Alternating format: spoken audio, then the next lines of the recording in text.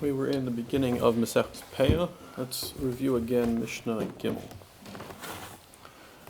Mishnah says, "Neisin Peah mitchilas hasada umeamtziusa." So the first opinion in the Mishnah is that you can give Peah from anywhere in the field. It does not specifically have to be the end corner. It could be the beginning, the middle, the end. We're in chapter 3? Chapter 1, Mishnah 3.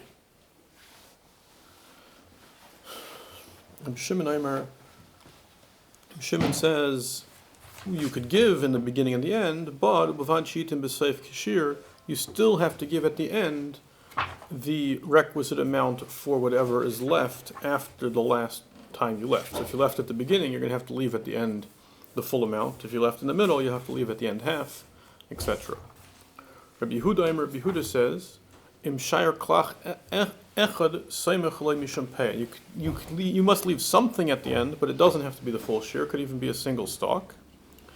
V'im lav, if you don't leave at the end, this should be true both in Rabbi Shimon and Rabbi Yehuda. Einu neisin ela mishum hefker. So what you're giving earlier does not fulfill your obligation of peah. It's just something that you're making ownerless and allowing anybody who wants to take it, but it's not peah. Mishnah Dalet. Klal amru b'peah. There's a rule that they said by peah. Kol shehu eichel. So which things are obligated in peah? Kol shehu eichel. So any crop that's human food. So not as opposed to something that would be planted as animal food. Vinishmar. It's something that people guard. Meaning it's something that they care about. They mind if someone else would come take a little bit of it. They'll put up a fence or whatever. V'gidulei min haaretz. It has to be something that actually grows from the ground, as opposed to something like mushrooms, which don't get their nutrients from a root system from the grounds. V'likitase ka'achas, and this one's specific to peah. It has to be something that you harvest the whole field in one shot. So then it's relevant to give peah to it. If it's some type of fruit that one ripens today and some more ripen next week, so you're constantly picking. There's no clean harvest. That wouldn't have peah. Umachnis lakim. It also has to be something that can be stored.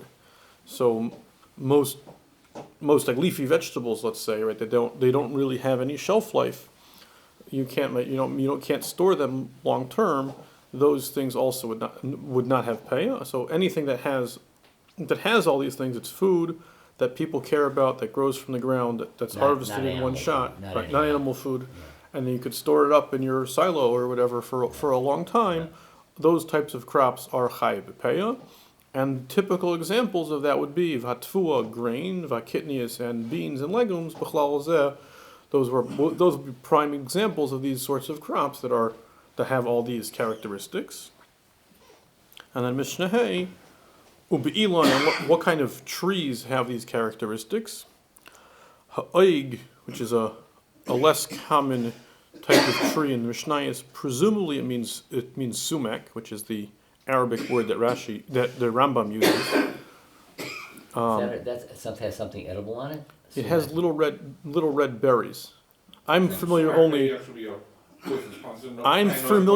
with poison sumac, because that's a North American plant, which is like poison ivy. Red, sometimes dead. Right. So poison sumac does also have little red berries. Yeah.